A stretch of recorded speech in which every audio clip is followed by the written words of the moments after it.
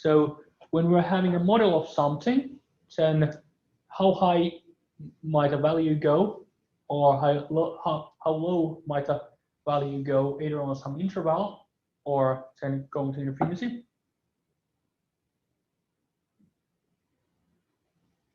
So okay, that's not a minus there, that's bad writing. So we call a critical point any such point that the derivative is 0. And if we have a singular point, that's defined as where the function is continuous, but we do not have a derivative. So any kind of those sharp points are called singular points. In that, we know that in a critical point or in a singular point, we might have an extreme value. And then, of course, endpoints. So always, if you're given a region where you must find the maximum minimum value, do check the boundaries. So at the edge of the region, that might be one location where we have an extreme value.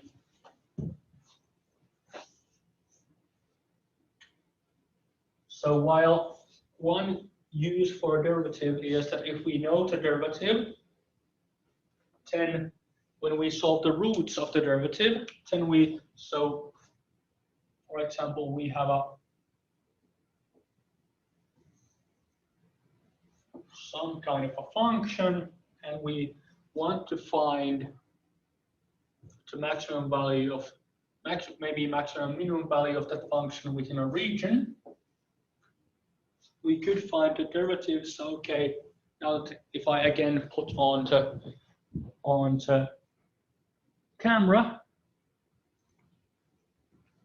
then over here we can see that derivatives are 0 here, tangent is 0, and 0 here, tangent is 0 on these points. But we also need to check the endpoints. So what is values here, what is values here. So now we do have actually a minimum here, but this minimum is smaller, so we call this is a local minimum, and this is, well, technically, if we have defined the function only in this region R, then it's the global minimum. But we can see that if we consider the real global one, it probably goes to infinity over there. And then, on this case, this critical point here, the derivative of 0, is a local maximum because our global or within the region maximum is over there at the edge.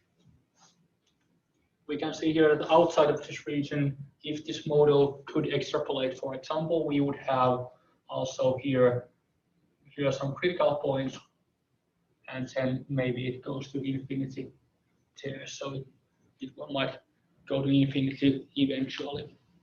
So a few examples where we might find minimums and maximums. And this is important for many practical applications. So for example, what's the cheapest option to make something, or what's the highest strength that is needed to be needed, or something like that. Those problems will have this kind of well, in the simplest case, this kind of things you need to find out. Another way is for those global extreme points is that we talk about absolute points, and then there's an inflection point. So in multiple directions, we would call those saddle points. So it's that kind of a point where we do have the differential derivative 0, but it actually continues on the same. So somewhere there we might have a difference of 0, but it still continues on the same direction. So while we have derivative 0, it is not yet sufficient condition it's not sufficient to know that the derivative is 0 to know if there is an extreme value at that point. So there might be this kind of point where it levels and then continues going in the same direction.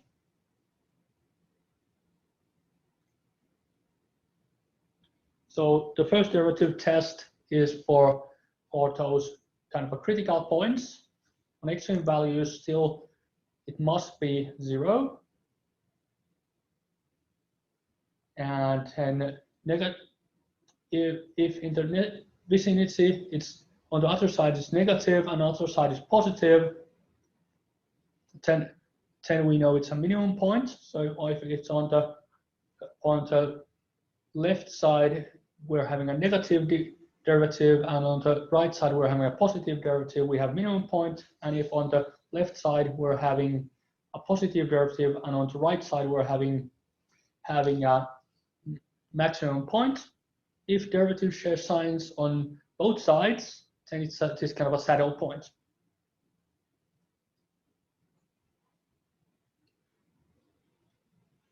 And we typically mark those on a table.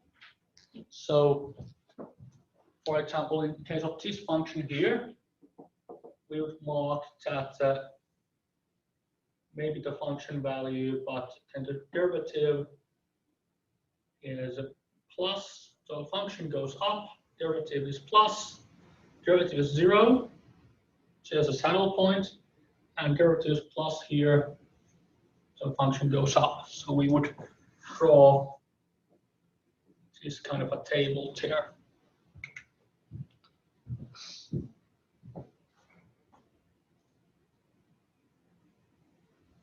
For the case of the function on the left, we would on this region,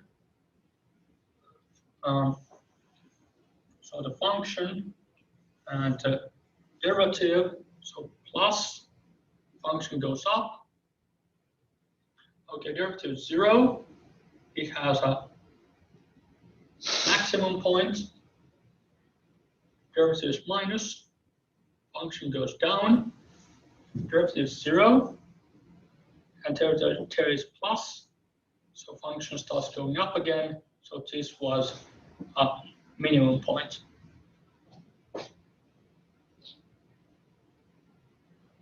And of course, this is now when we like the rest, this would be a global maximum probably within the shown region. So also the region needs to be defined.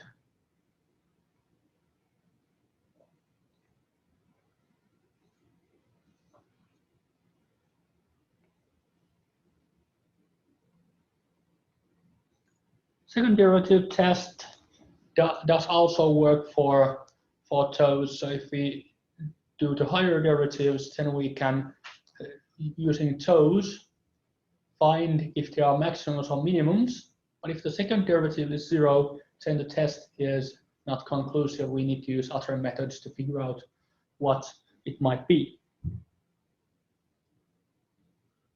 So instead of using what the function looks like in the vicinity of the point, we could also take the second derivative and use that to possibly deduce if it is a maximum or minimum.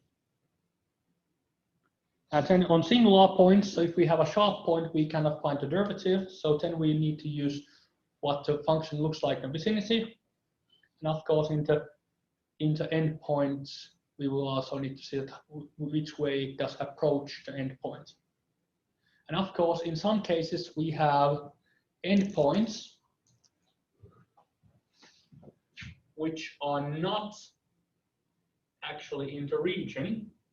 So then it does not actually have a maximum value on the endpoint, but we can say that if it would be the global maximum there.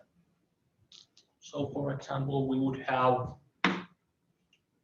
function going there, and global maximum approaches this value. So then we need to take the limit, or we can say that the limit of the global maximum would be there, but it actually never reaches that within the domain. Concavity. Concavity is what we can read from the second derivative. So which side is the cave?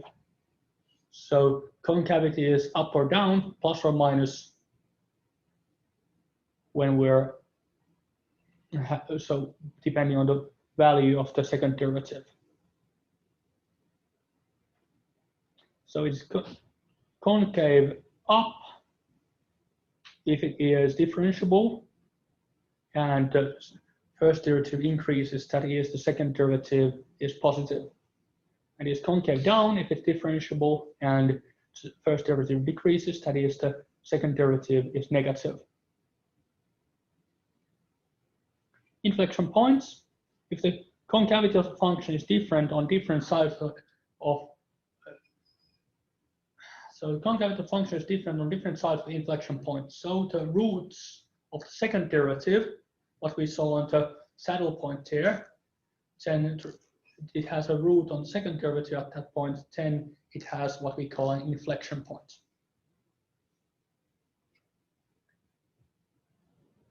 And that's a lot of theory in a short time. Any questions? The usual way to get people to be silent. I'll need to prepare some exercises and also some examples of these. So these are some things that go slightly beyond of what most of you have had in school, so I'll need to have some better examples of how this works. But differential equations, anything that changes, chemical reactions, most natural systems, any kind of vibration, any kind of electrical circuits, we're going to run into differential equations. In some cases, those are abstracted. So maybe you have a modeling software that does it for you, but it's useful to have some ideas how those might work. And then minimizing, maximizing is eventually going back to differentials, derivatives. So those are also important to, when we try to find some kind of optimal solutions, and those do have a lot of use in there. We're not going to have numerical solutions for those, but we're going to have numerical derivatives. But let's not put too much stuff on one place. I was thinking that next week we're talking more about integration and some integration rules, and we could have a look at numerical integration as well. We had a short sneak peek on those on the first lecture, if anyone remembers still. Okay, that's it for today. With too much material dump, I should have had probably more examples that you could have done yourself as well.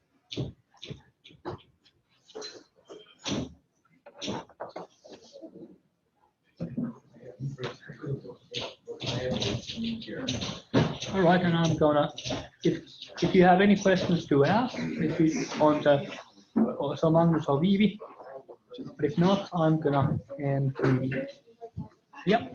Sure. Oh, about the derivative we just did,